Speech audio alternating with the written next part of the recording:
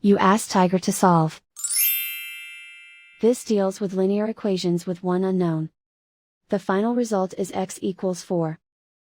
Let's solve it step by step. Group all x terms on the left side of the equation.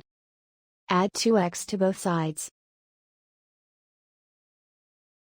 Group like terms.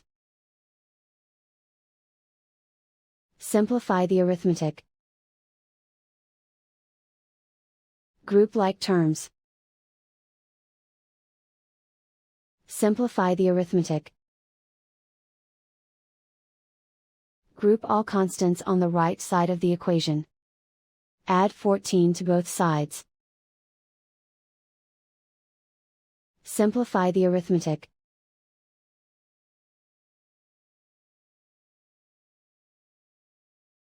Isolate the x. Divide both sides by 7.